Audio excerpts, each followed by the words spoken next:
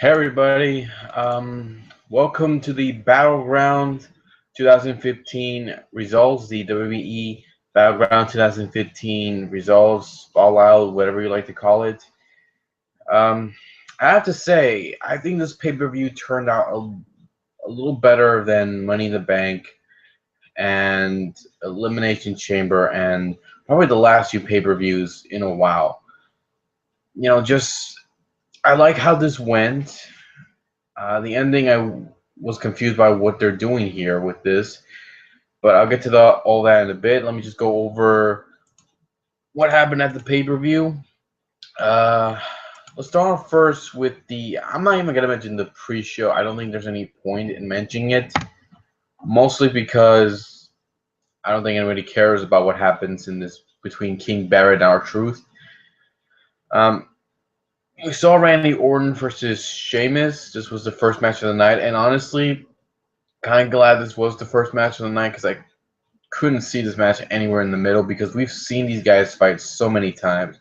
So honestly, I didn't care much for this rivalry. Not to say this wasn't a good match. This was good. It wasn't bad. I think it was a good way to start off the pay-per-view. The fans were definitely behind Orton since this was in his hometown of St. Louis, Missouri. So I was glad to see that. Sheamus, again, I can't see him as world champion. I honestly can't. Sorry. But other than that, this was a pretty good match between these two guys. At least the start of the pay-per-view, both these guys know each other so well. They counter one another, and Sheamus almost came close with a victory with a brogue kick, but after he hit the move, he couldn't capitalize, and Orton ended up hitting the RKO in the end and got the victory. So congratulations. Next match was the Primetime Players defending their tag team titles against the New Day, Big E, and Kofi Kingston. This was not a bad tag team match. Honestly, I wish it had gone a little differently. I mean, at least be given more time, and that's been my issue for a while with this with the Primetime Players. I mean, I'm glad they're the tag team champions, but I wish they would get some more competition, get some more teams to go up against them that would push them to their limits and show that they can be a great tag team. That's what I'm hoping for. And for some reason, we have not been getting that. They've been going up against the New Day, who are not that great of a team. I mean, they are all great individually, but honestly, they're annoying. They're not that good. They are just annoying. They're not that great a team. So it sucks, but I really had hoped better. But again, this wasn't a bad tag match. This was a decent, good one. And the Primetime Players ended up retaining their titles. So congratulations, guys. You deserve the win. And hopefully we see someone else go up against you guys soon. Next match, Bray Wyatt and Roman Reigns one-on-one. This was a pretty good match in the middle. I liked how well when the fans were definitely behind Bray Wyatt. Roman Reigns got some mixed reactions from the crowd. Bray Wyatt and Roman, man, I gotta say, I am loving the fact that we're getting the younger guys to go up against each other. And I said this before, I don't like this direction they have with Roman and Bray. Honestly, I wish these guys would, not face each other right away, just at a different time. Roman, man, he has been doing pretty well in this match. He did pretty well in this match. Bray Wyatt countering his moves. Roman Reigns keep fighting back, and the crowd started to change their opinions about him and got behind Roman. And near the end, it looked like Roman was going to get the victory until Luke Harper got involved. They didn't even try hiding it. You obviously could tell it was Luke Harper, and we saw him help Bray Wyatt get the victory, and Bray is now the winner. So I'm thinking, this is going to be very kind of difficult because honestly, I can see them reforming a new Shield. I can see Roman and Dean Ambrose teaming up and I could see them finding somebody to join with so they can face the Wyatt family. Because I know right now Eric Rowan is still recovering from an injury. I don't know when he'll be back. But if they are going with the reunion of the Wyatt family, then I say that's good. And does that mean we're going to see a new Shield be formed? Or will Roman Reigns team up with the Usos if they return? If that happens, I wouldn't mind seeing that tag team match. But again, I don't know where they're going to go with this now, but this was a great match. The ending, I think, could have been done a little differently, but oh well. Let's see what happens for SummerSlam. Next match was the triple threat match for the I was gonna say Divas Championship. No, this was just a triple threat Divas match, with Charlotte being accompanied to the ring by Paige and Becky Lynch against Brie Bella, who was accompanied to the ring by Nikki and Alicia Fox, against Sasha Banks, who came out with Naomi and Tamina. And I have to say, and I'm sorry if I'm looking down from the camera, guys. I'm trying to remember all the matches that happened tonight because it's late where I am. So this was a pretty good match. I won't lie. I had fun watching it. It's been years. I'm not gonna lie. It's been years since we had a proper good Divas match at a pay-per-view, and one that I was having so much fun with, because the NXT women are so awesome. They're so good in the ring. They are much better than the Divas in the main roster, and they know how to get the crowd going. And tonight, that's what we saw. Sasha Banks, the boss, she was the one getting the most reaction from the crowd. Charlotte, I don't know who the hell these guys are. I listen to these guys, Don Tony and Kevin Castle. They talk about how Charlotte has no ass when she comes out, and she needs a different outfit when she comes out. Dudes, shut the fuck up, okay? Who cares about her ass, okay? Care about what she can do in the ring, okay? She kicks ass, and that's what she did tonight. She did well. Her and Sasha did great. Brie, unfortunately, was not the one that did great. She got some moves here and there, but anytime she did hit some moves, the fans booed at her. They did not care. Even when she tried kicking the girls in the chest, trying to be like her husband, Daniel Bryan, no one cared, okay? She's milking off him.